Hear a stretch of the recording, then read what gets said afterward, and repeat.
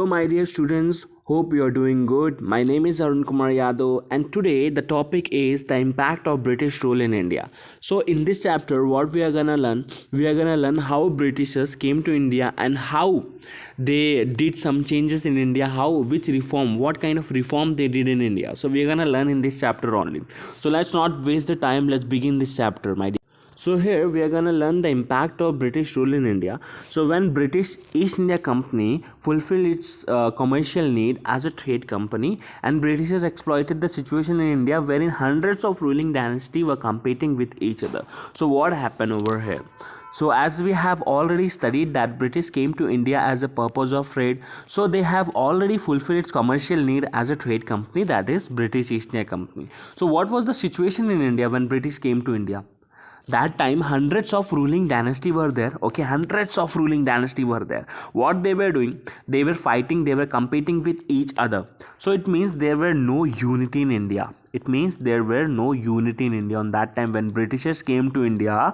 There were no unity. Why there were no unity? There were no unity because all the ruling dynasty, hundreds of ruling dynasty were competing with each other. They were fighting with each other. The different ruling dynasty in India, they were fighting with each other. For what reason they were fighting? They were fighting for power.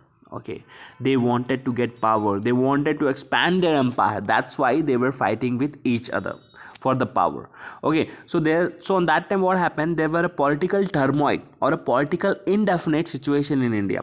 So Britishers, what they did, they exploited the situation in India. We have already studied in the previous chapter of different wars. Okay, that is like Carnatic War, the Battle of Plassey, the Battle of Buxar. We have already come to know that time how Britishers exploited the situation in India, isn't it? And on that time British used the policy also. Which policy? The main policy of British was divide and rule. The main policy of British was divide and rule, and they were using one method as well. Which method?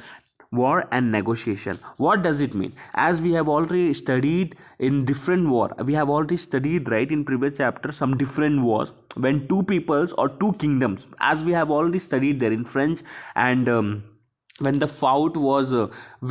war was fought between English East India Company and French. On that time what they were doing, they were supporting one, and then after that they were fighting against another one.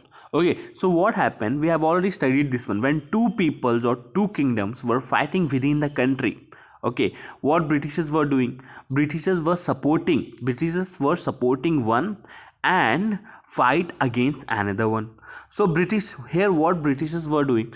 British basically using a technique of dividing and ruling the people, and the British were also using the policy of war and negotiation. With some people, what they were doing? With some people they fought war, and with some people they negotiated. How they negotiated? They were telling, let's be friend or let's sign the treaty with each other. So Britishers used different techniques, and thus they were gaining political control over India. Thus they were gaining political control.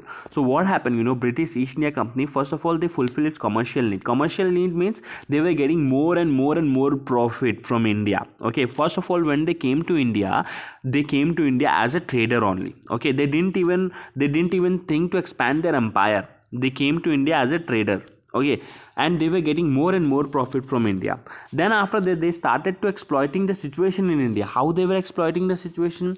So on that time when Britishers came, then hundreds of ruling dynasty were competing with each other. They were competing with each other for power. So on that time Britishers saw that there were no unity in India, so they took the advantage, and they were using some policy also. What kind of policy? Divide and rule policy. Okay, divide and rule policy. And the second one, the method they were using, war and negotiation method, were used on that time by Britishers. Okay, so thus they were gaining, what they were gaining? They were gaining political control over India. As we have already studied in previous chapter, after the Battle of Buxar, they have already got Diwani right. Who gave Diwani right to British East India Company? Shah Alam II had given Diwani right to British East India Company. We have already learned. So here what happened, when Britishers came to India, on that time hundreds of ruling dynasty were there. Hundreds of ruling dynasty, okay, like separate dynasty were there. Okay, and they had their own rules and regulations. Okay, each and every dynasty had their own rules and regulation. So what happened, it was really difficult to control, it was really difficult for britishers to control all the dynasty. So what britishers did, what they did, the British tried to integrate the whole of India under one administrative and political structure. They had made a rule for one they had made a rule for every dynasty. Okay, one rule, everyone should follow one rules and regulations. So it was really very easy for britishers to control. If one rules will be one rule, one laws will be there, right, then everyone will follow the same law. So it was really easy for britishers to control all over India. So what they did, what kind of changes they did, so the British started to introduce different laws and administrative systems for Indian education, Indian judiciary, Indian land tax, trade, agriculture. They changed hell lot of things, okay, in that one. They started experimenting also. They implemented various administrative experiments to achieve a new order in India. So what we have learned over here, first of all, British East India Company fulfilled its commercial need and they exploited the situation in India. How they exploited the situation in India? Hundreds of ruling dynasties were fighting with each other. Okay, so there were no unity in India. So British took the advantages of that and they used the method of war and negotiation, and they used the method of divide and rule. Like that only they were gaining political control over India. And what they did, the British tried to integrate the whole India under one administrative and political power so that they can easily control all over dynasty. Okay, so in first slide we have already studied this much, and in the second slide we are going to learn the administrative and judicial system. Okay, administrative and judicial system. Now let us see what all changes British were trying to bring in different fields in India. So first of all we will see the administrative system. So in that, let us see civil services. Okay, so first of all we are gonna see civil services. So here Lord Cornwallis introduced administration of civil services. East India Company was appointing employees for the purpose of trade. Private workers also were given permission for trade. These opportunities were used by employers and made money with illegal means, and the British government of England, okay, implemented regulating Act 1773 in India to control this. And the Lord Cornwallis opened Fort William College in Calcutta in 1800, and it was for the aspiring to join civil services. So here what it says. So here what happened, Lord Cornwallis was a person who introduced civil services. When British East India Company were appointing employees for trade, they were giving permission to private workers for trade. This opportunity were misused and employers started to use illegal means and they started to make money.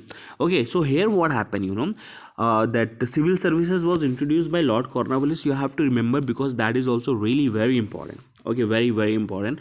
Who introduced civil services? Lord Cornwallis introduced civil services. And East India Company, what East India Company was doing that time, they were appointing employees for the purpose of trade. Okay, they were employing employees for the purpose of trade. They were employing employees. Okay, they were appointing employees for the purpose of trade. And then private workers means those who were working for other company. Okay, private workers also were giving permission for trade. If that private company would be there, so definitely they would be thinking about their own company. Why they'll think about East India Company? Okay, they don't want to bother about East India Company. Okay, what they did, they took the advantage. Okay, this opportunity were misused and employers started to use illegal means and they started to make money. Okay, private workers, they were doing corruption. Okay, they were keeping all the money in their pocket only. They were thinking the welfare of their own company only. They didn't even bother about East India Company. So what happened, when private workers were doing corruption, they were making money through illegal means. Then what happened? British East India Company went into debt. Here British East India Company only went into debt. Okay, when British East India Company went into debt, then what happened? Then British East India Company went to British government only. Okay, they went to British government asking for loan. Okay, they went to British government asking for loan, but British government, on that time British government aghast, flabbergasted. Why? Because royal permission was given by Queen Elizabeth. Royal permission was given to British East India Company by Queen Elizabeth for trade for 15 years. Okay, then after that they have already got monopoly. Okay, they have already got monopoly, and even though after the Battle of Buxar, they have already got Diwani right as well. Okay, Shah Alam gave a Diwani right to British East India Company, even though British East India Company went into debt. So British government wanted to know what was the reason behind that, why British East India Company went into debt. So that's why British government had come up with Regulating Act 1773 in India. Why British East India Company had come up with Regulating Act 1773 in India? Because they wanted to regulate and control the affairs of British East India Company. They were doing corruption, right? So British government wanted to know how they went into debt. Even though we have already given all the rights, even though we have already given that monopoly as well, we have already given the royal charter, even though they went into debt. That's why they had come up with Regulating Act 1773. And then after that, Lord Cornwallis opened a Fort William College in Calcutta in 1800. So Lord Cornwallis opened this college also. Why he opened this college?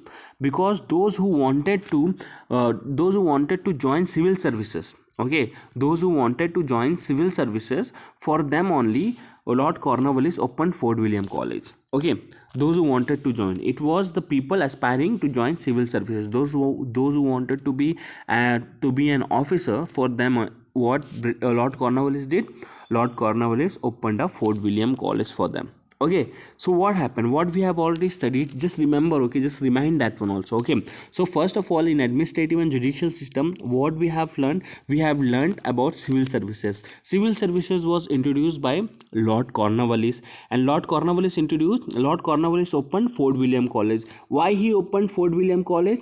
Those aspirant who wanted to join civil services, for them they opened that Fort William College. Fort William College means those who wanted to be selected as an officer, they had to get admission in Fort William College. If they clear their graduation, if they are graduated from Fort William College, then only they are eligible to be selected as an officer. Okay, that's why who opened? Lord Cornwallis opened that Fort William College. So Lord Cornwallis did a lots and lots of beneficial thing for the sake of Indian administration. Okay, so many things he did. So when civil services was introduced by Lord Cornwallis, on that time what happened? Britishers were appointing employers for the purpose of trade, and private workers also were given permission for trade. When private workers were given permission for trade, what they were doing? They were doing corruption, they were making money through illegal means. So all these kind of things were going on that time. When private workers were doing corruption, when private workers were making money through illegal means, then what happened? British East India Company went into debt. When British East India Company went into debt, they approached British government. They wanted to get loan, okay, from British government. When they went over there for asking loan, then British government flabbergasted, they were thinking, how come you went into debt, man? We have already given monopoly, we have already given a royal permission. Queen Elizabeth had given a royal permission to you all for the purpose of trade for 15 years, even though you went into debt. And even though after the Battle of Buxar, you have already got Diwani right, man. Diwani right. What is Diwani right? Diwani right means the right to collect land tax. You have already got everything, even though you went into debt. That's why British government had come up with Regulating Act 1773. If this question will be asked, why British government had come up with Regulating Act 1773, or why British government implemented the Regulating Act 1773, so what would be your answer? Your answer would be British government had come up with Regulating Act because they wanted to regulate and control the affairs of British East India Company. That's all.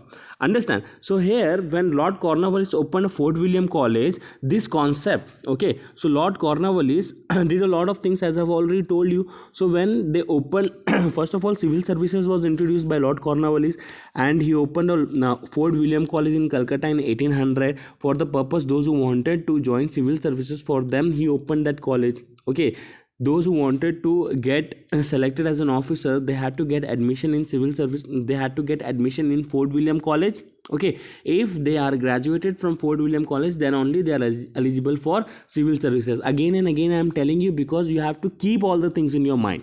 Okay, so that concept, that Fort William College and the British civil services, that concept, a director of East India Company did not like the concept which was introduced by Lord Cornwallis, and what they did, they continued they continued the appointment till 1853. Still they were appointing employees for the purpose of trade. Still they were giving permission for private workers also. Okay. So what happened? Lord Cornwallis, he opened Fort William College in Calcutta for people who were aspiring for civil services. But this initiative was started by Lord Cornwallis, was not supported by who? Was not supported by director of East India Company. And till 1853 they only did the appointment. British director of East India Company were appointing employees for the purpose of trade, and private workers also were given permission for trade till 1853. But what happened? After that, what happened? From 1853 onwards, appointments were done through competitive examination, and Britishers continued to suspect the efficiencies of Indian. Only lower grade jobs were given to Indians. So here, what does it mean? So here, what happened? Lord Cornwallis, he opened Fort William College in Calcutta for people who were aspiring for civil services, but this initiative was not supported by whom? Was not supported by the director of East India Company. Until 1853 only they were appointing employees for the purpose of trade. Okay, 1853 till 1853 they were appointing. Okay, they were appointing. Now what happened from 1853? Appointments were done through competitive examination. Now competitive examinations were being started. Okay, so now competitive examinations was started. Okay, when from 1853 the appointments were done through competitive examination. So when competitive examination were done, also the Britishers were not ready to appoint Indian as in the post of civil services. Why? Because Britishers were suspecting the efficiencies of the Indian peoples. They were thinking Indian peoples were not at all capable to hold this kind of post. They were thinking they are really corrupt. Indians are really corrupt. They were thinking like that Indians are corrupt and all those things. That's why what happened, from 1853 appointments were done through competition. Just remember this one, from 1853 only appointments were done through competitive examination. Before that, Britishers, the director of British East India Company was appointing the employers for the purpose of trade, and private workers also were giving permission for trade. So they were doing corruption. Till 1853 the appointments were done. Okay, then after, from 1853 onwards, appointments were done through competitive examination. Okay, when competitive examinations were done also, the British were not ready to appoint Indian as in the post of civil services. Why? Because Britishers were suspecting the efficiencies of the Indian peoples. They were thinking that they were not capable to hold this kind of post, this kind of civil services. For this reason only, Indians were given lower grade post. Okay, Indians were given lower grade jobs, lower grade post also. Okay, so here what happened? Now we are going to talk about, so the British continue to suspect the efficiencies of Indians, and only lower grade jobs were given to Indians. Next is the changes brought about in the judicial system. What happened in judicial system, that I have already talked before as well. So after the Battle of Buxar, Mughal Emperor Shah Alam, okay, what he did, he handed over the Diwani right to British East India Company. What is Diwani right? Diwani right means right to collect the land tax. Diwani right was a right to collect land tax or revenue. Okay, so you have already known that what happened in the Battle of Buxar. Shah Alam gave Diwani right to British East India Company. This was the right to collect the land tax. Remember that one. And dual administrative system, dual administrative or dual government was introduced. Who introduced dual government? Who introduced dual government? Dual government was introduced by Robert Clive. Remember this, okay? Dual government was introduced by Robert Clive. So what is dual government? What is the meaning of dual government? Dual government, I have already explained, okay, about dual government in the previous chapter, but I'm gonna explain this one. Dual government means the power in the hand of two different people. Okay, dual government is the government in which the power in the hand of two different people. So in that time, when Britishers had already when Britishers had won the Battle of Buxar, so on that time they had got Diwani right. So they started dual government over there in Bengal. Dual government was there in Bengal. So British had some power and the Nawab of Bengal also had some power. Okay, British had some power and the Bengal of Nawab had some power. So that is dual government or dual administration came into effect. Okay, so here the right to collect land tax, civil and judiciary were given to Indian officials. So here you have to understood, okay, what I'm trying to say. Listen carefully from here. The right to collect land taxes, that word, the right to collect land tax, that word could be specifically seen. The right to collect land tax was given to Indian official. So right to collect land tax, civil, judiciary were given to whom? Indian officials were given to Indian officials. Okay, Indian officials. So Indian officials could collect tax.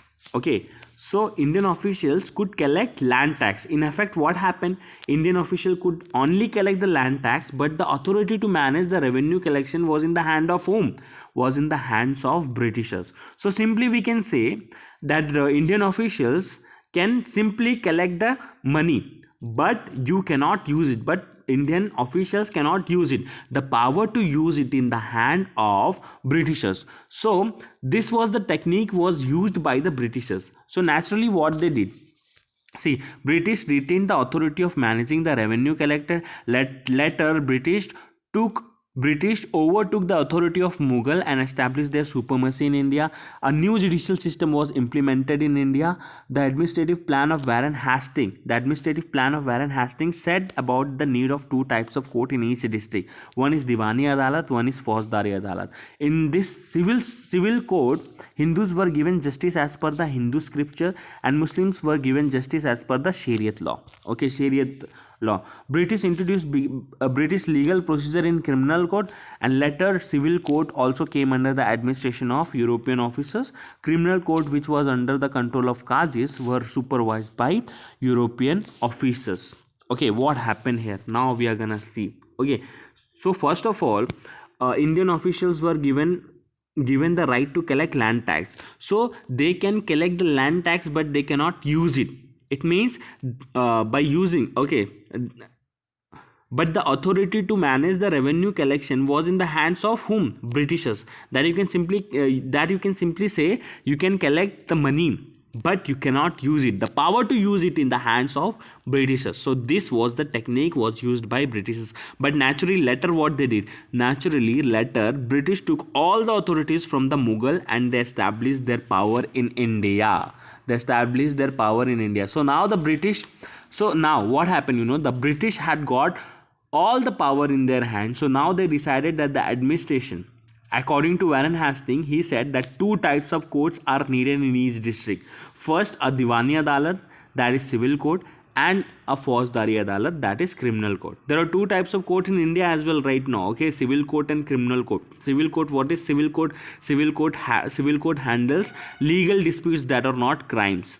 Okay, and criminal court, a court that has jurisdiction to try and punish offenders. So hope you have already understood about this. Okay, what is criminal court and what is civil court and all. Civil court means divorce cases, litigations and all those things will go in civil courses, civil court. Okay, and what about murder, theft and all those things will go. Criminal cases involves an action that is considered to be harmful to society as a whole. Okay, these are considered offense against the state. In this civil code, so here what happened in the civil code what happened? Hindus were given justice according to their rules, that is Hindu religion's rules, and Muslims were given justice according to Shariat laws. Okay, Shariat, okay, whatever the rules and regulations they had, Shariat they had, according to that only Muslims were given justice. In criminal court what happened? What Britishers did, they introduced their own legal procedure. So these are all the techniques, man. These are all the techniques were used by Britishers. First what they did, they agreed that in civil court Hindus have their own rules and Muslims have their own rules. But in criminal court what they did, only British introduced their legal procedure, but it is understood that slowly they introduced their rules in civil court as well. So criminal courts which was under the control of Qazi in the beginning were supervised by European officers. So naturally what happened, all the authorities came under the power of Britishers. So what happened, all the authorities came under the power of Britishers. So thus Britishers introduced the complete authorities in the judicial system also. So in this chapter we have already learned the impact of British rule in India, that is how civil services they introduced, how civil services was introduced, how they made their own rules and regulations, later how they control the judicial system of India. So gradually we have already seen that how Britishers have got political and administrative control over India. So right now let's revise the chapter. So first of all, what we have studied, first when Britishers came, see right now I'm gonna revise, okay, I'm gonna revise this one. So what happened, so what happened here? First of all, British came to India, and what they did, they have fulfilled their commercial need. Then after that, they exploited the situation in India. How they exploited the situation in India? When they came to India, hundreds of ruling dynasties were fighting with each other. When they were fighting with each other for power, Britishers took the advantage of that one, and what they did, they used the policy of divide and rule and war and negotiation that I have already told. Then after that, what happened, the British integrated the whole India under one administrative and political structure. Okay, all the kingdoms, actually what Britishers did, they integrated the whole India into one administrative and political structure, and they were doing some experiment over there. So in administrative and judicial system, what we have learned, in administrative we have learned the civil services. Civil services was introduced by Lord Cornwallis, just remember that name, okay. Lord Cornwallis introduced civil services, okay. Then after that, what happened, the British East India Company were appointing employees for the purpose of trade, and private workers also were giving permission for trade. When private workers were giving permission for trade, what they were doing, they were doing corruptions, okay. They were making money through illegal means. When they were making money through illegal means, then what happened to British East India Company? British East India Company went into debt. When British East India Company went into debt, then they approached British government for loan. They were asking loan for British government. When they asked loan from British government aghast.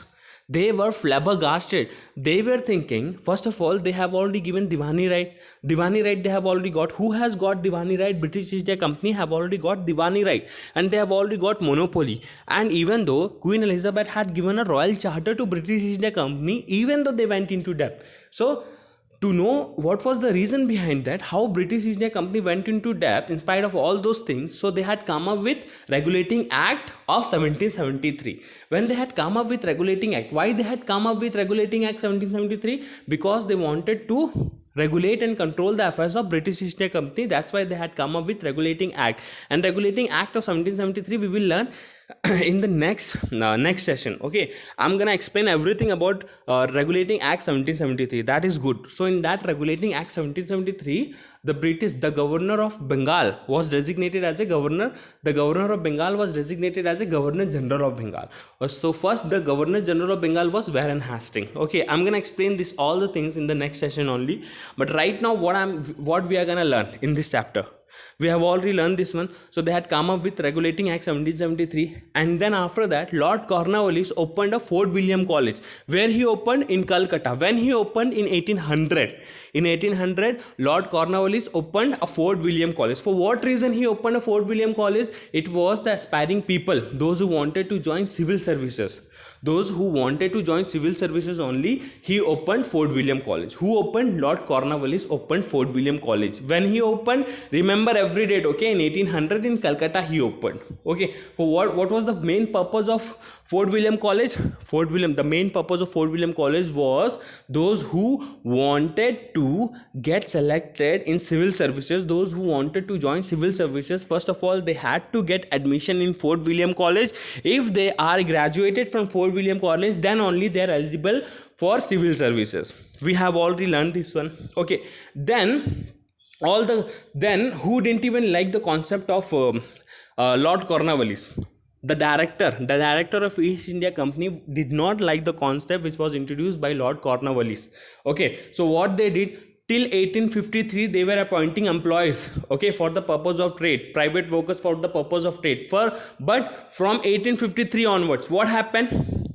All the appointments were done through competitive examination. Now they had to give competitive examination. Now if they wanted to get selected as a civil services, as if they wanted to select, if they wanted to join civil services, what they had to give, they had to participate in civil services examination. It means civil competitive examination.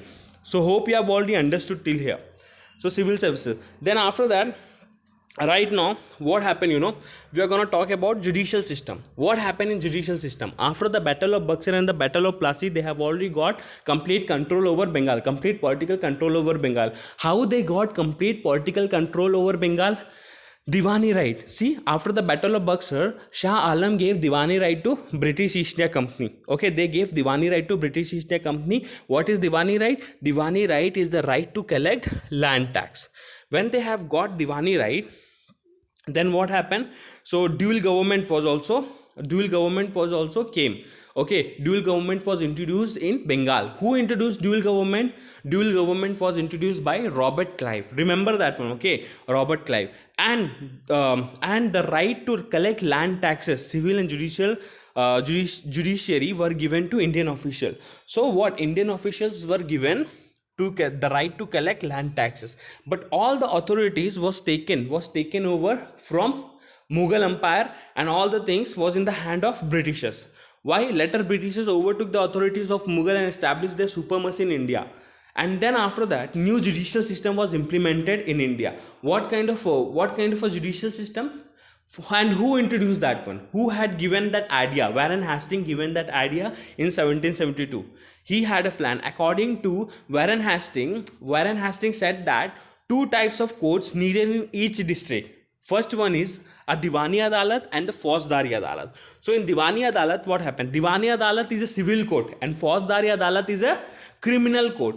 In Diwani Adalat, in the civil court, Hindus were given justice according to the Hindus law, Hindus religion. According to Hindus religion only, they were given justice, and Muslims were given justice according to Shariat. Okay, Shariat law. Okay, so this kind of, and even though in this one what happened, British introduced British legal procedure in criminal code. So British, what they introduced? Legal procedure in criminal code. So later what happened, in civil courts also came under the administration of European officers. So first of all, how talented, Britishers are. Just think about that one. First of all, what they did initially, they wanted to make Indians happy, So what they did, they had created two court. One is Diwani Adalat, that is called civil court, and the another one is Fauzdari Adalat, that is criminal court. In civil court, what they did, Britishers, they had given all the right to Hindus. So Hindus were given justice according to their own religion, according to Hindu religion. Okay, and Fauzdari Adalat, Muslims, no, not Fauzdari, in civil court only, in Diwani Adalat only, Muslims also were given justice according to Shariat law. And Fauzdari, it means civil court. What happened, in civil court? In criminal court, Fauzdari Adalat means criminal court. Okay, in criminal court, what happened, Britishers, what British did? British introduced their own legal procedure in criminal court. Okay, so later what happened, all the authorities was taken over from Mughal Empire. Now the civil also came under the administration of European officer. So criminal court, which was under the control of Qazi, were supervised the European officers. So all the rights was taken over from Mughal Empire. All the rights was taken over from Hindus and Muslims, from Indians, and now it was in the hand of British European countries. So hope you have already understood this chapter.